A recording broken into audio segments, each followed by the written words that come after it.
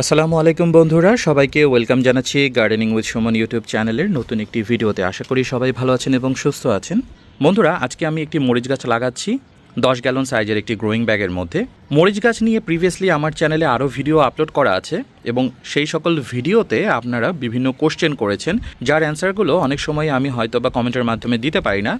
আজকে যেহেতু নতুন একটা মরিচ গাছ লাগাচ্ছি, তাই ভাবলাম আজকে বেস্ট সময় আপনাদের কমেন্টের এবং আপনাদের কোশ্চেনের অ্যান্সারগুলো দেওয়ার জন্য। সো চলুন কথা না বাড়িয়ে মূল ভিডিওতে চলে যাওয়া যাক। অনেকেই আপনারা জানতে চান মরিচ গাছ লাগানোর জন্য কী ধরনের মাটি সবচাইতে ভালো হবে বা মাটি আপনারা কিভাবে প্রস্তুত করবেন। এটি নিয়ে আমার চ্যানেলে অলরেডি ডিটেলস একটি ভিডিও তৈরি করা আছে, তারপরে শর্টে একটু বলে দিচ্ছি। মরিচ গাছ লাগানোর জন্য সবচাইতে উত্তম মাটি হলো বেলে দোআঁশ মাটি, মানে যে মাটিগুলো একদম আঠালো শক্ত না, আবার বালির পরিমাণ অনেক বেশি রয়েছে এরকমও না। আমি যদি আমার মরিচ গাছ তৈরি করার মাটি আপনাকে এখানে দেখাই, এখানে কি কি জিনিস রয়েছে। এখানে আমি 50% বেলে দোআঁশ মাটি নিয়েছি, তার সাথে 20% কোকোপিট বা নারকেলের ছোবার গুঁড়া নিয়েছি এবং 30% ভার্মি কম্পোস্ট এবং কিচেন কম্পোস্ট নিয়েছি। আমি যেহেতু বললাম বেলে দোআঁশ মাটিতে মরিচ গাছ সবচাইতে ভালো হয়, তার মানে এই না অন্য কোনো মাটিতে আপনার মরিচ গাছ হবে না। আপনার কাছে যদি বেলে দোআঁশ মাটি না থাকে, ফর এক্সাম্পল আপনার কাছে এঁটেল বা শক্ত আঠালো বা লাল রঙের মাটি রয়েছে, সেই ক্ষেত্রেও আপনারা মরিচ গাছ আপনাদের টবের মধ্যে লাগাতে পারবেন।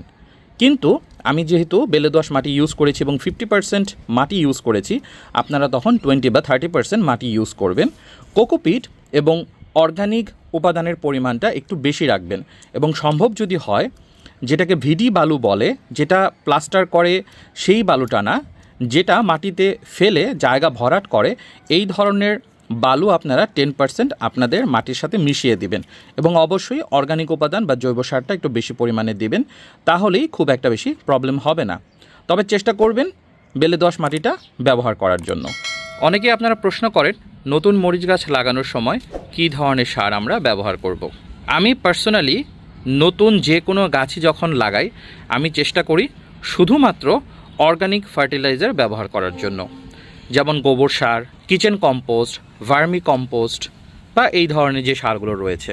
অনুখাদ্যের যোগান হিসেবে আমি হিউমিক সার ব্যবহার করার চেষ্টা করি। তবে এখানে আপনি যে গাছটি দেখতে পাচ্ছেন, এটি মূলত একটি কেনা গাছ।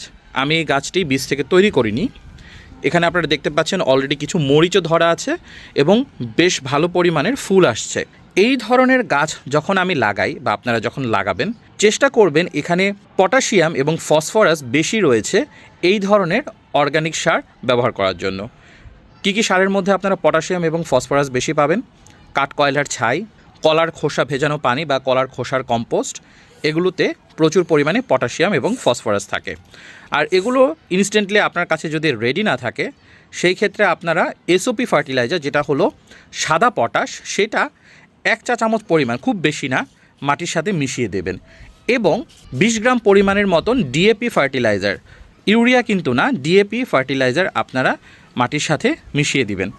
যেই পরিমাণটা বললাম সেটা এরকম 10 গ্যালন সাইজের একটি পাত্রের জন্য। পাত্র যদি ছোট হয় তাহলে একটু পরিমাণে কম দিবেন, 1/2 চা চামচ এসওপি এবং 10 গ্রাম পরিমাণের মতন ডিএপি ফার্টিলাইজার। এটা শুধু মাটি প্রস্তুতের সময়, পরবর্তীতে আপনারা চাইলে আরও দিতে পারেন। অর্গানিক সার যদি না থাকে, অর্গানিক সার দিতে পারলে তো ভালো। এবং অনেকেই কোশ্চেন করেন গাছ লাগানোর পর গাছের গ্রোথ বৃদ্ধি করার জন্য আমরা কী ধরনের ফার্টিলাইজার দেব।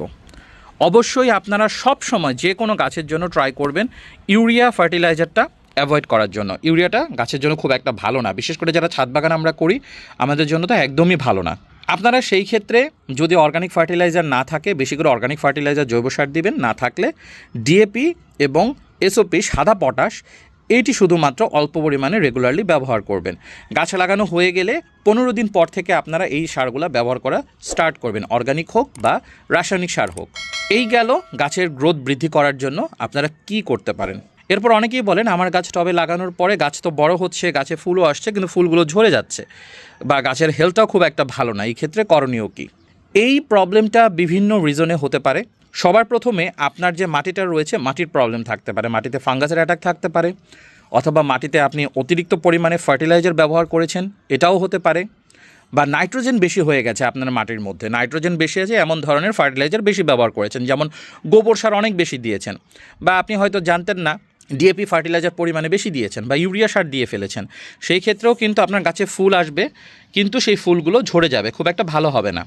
প্লাস আপনার মাটি হয়তো বা সবসময় অতিরিক্ত ভেজা স্যাঁতসেঁতে থাকে, ড্রেনেজ সিস্টেম ভালো না, পানি নিষ্কাশন ব্যবস্থা ভালো না, অথবা মাটি অনেক বেশি ড্রাই হয়ে যায়, পানি দিতে অনেক বেশি লেট হয়ে যায়। আবার এটাও হতে পারে আপনার মাটির যে পিএইচ রয়েছে, মরিচ গাছের জন্য সবচাইতে উৎকৃষ্ট পিএইচ হলো 6.5 থেকে 7.5। পিএইচ নিয়ে আমার চ্যানেলে ডিটেলস একটা ভিডিও আছে, সেটা দেখে আসতে পারেন।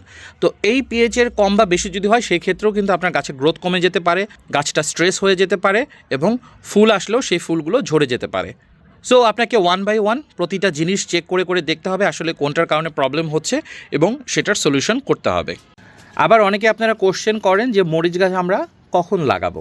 মরিচ গাছ লাগানোর জন্য বিশেষ করে বাংলাদেশে যারা ছাদ বাগান করেন, উৎকৃষ্ট সময় হলো সেপ্টেম্বর বা অক্টোবর মাস, যখন ওয়েদারটা কিছুটা কুল ডাউন হয়েছে, হালকা পাতলা বৃষ্টিও আছে, আবার পুরাপুরি অনেক বেশি বর্ষার সিজন এমনও না, অথবা জানুয়ারি এবং ফেব্রুয়ারি মাস।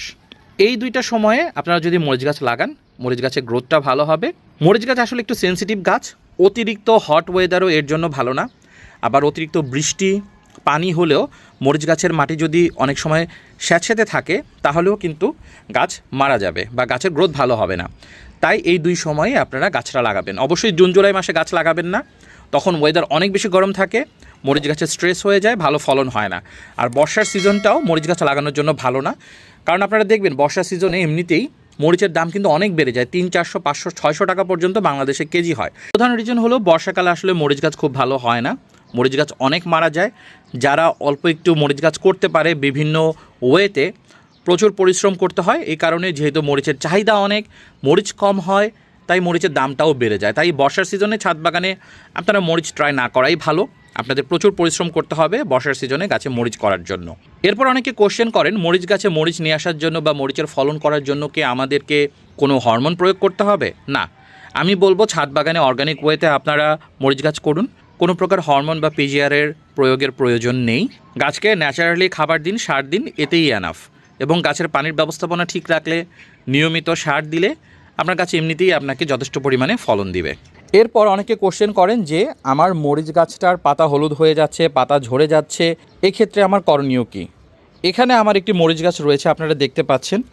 এখানে অলরেডি অনেক মরিচ আছে, কিন্তু এর কিন্তু পাতা ঝরে যাচ্ছে, হলুদ হয়ে যাচ্ছে। তার মানে এই না যে এই মরিচ গাছটা অসুস্থ, এটা আসলে বয়স অনেক দিন হয়ে গেছে এবং এই শীতের সিজনে শেষের দিকে দেখা যায় যে মরিচ গাছ, পুরানো মরিচ গাছের বিশেষ করে কিছু পাতা ঝরে যায়। সো এটা নর্মাল, এখানে ভয় পাওয়ার কিছু নেই। কিন্তু নর্মাল টাইমে বা নতুন লাগানো হয়েছে এরকম মরিচ গাছের পাতা যদি ঝরে যেতে থাকে, তাহলে কিন্তু এটা কনসার্নের বিষয়। পানির কারণেও হতে পারে, আবার অতিরিক্ত সার প্রয়োগের কারণেও হতে পারে, বা সারের অভাবের কারণেও হতে পারে। বন্ধুরা, আজকের ভিডিওটা খুব বেশি লম্বা করব না, মরিচ গাছ নিয়ে আজকের ইনফরমেশন এইটুকুই ছিল। নতুন কোনো কোশ্চেন যদি ফিউচারে আপনাদের কাছ থেকে আসে কমেন্টের মাধ্যমে, সেগুলো আমি অ্যান্সার দেওয়ার আবারও ট্রাই করব। যারা আমার ভিডিও নতুন দেখছেন, ভিডিওটি ভালো লাগলে চ্যানেলটি ঘুরে আসবেন। আপনাদের জন্য অলমোস্ট 200 ভিডিও রয়েছে আমার চ্যানেলে। আশা করি কোনো না কোনো ভিডিও হয়তো বা আপনাদের উপকারে লেগে যাবে। আর ভিডিওগুলো যদি হেল্পফুল মনে হয়, চ্যানেলটি সাবস্ক্রাইব করে দেবেন এবং বেল আইকনে প্রেস করে দেবেন, যাতে করে আমার নতুন ভিডিও নোটিফিকেশন আপনারা পান। এবং সম্ভব হলে ফ্রেন্ডস এবং ফ্যামিলি যারা ছাদ বাগান করতে আগ্রহী, তাদের সাথে ভিডিওগুলো শেয়ার করবেন। সবাইকে আমার পরবর্তী ভিডিও দেখার আমন্ত্রণ জানিয়ে আজকের ভিডিও এখানেই শেষ করছি। সবাই ভালো থাকবেন, আল্লাহ হাফেজ এবং আসসালামু আলাইকুম।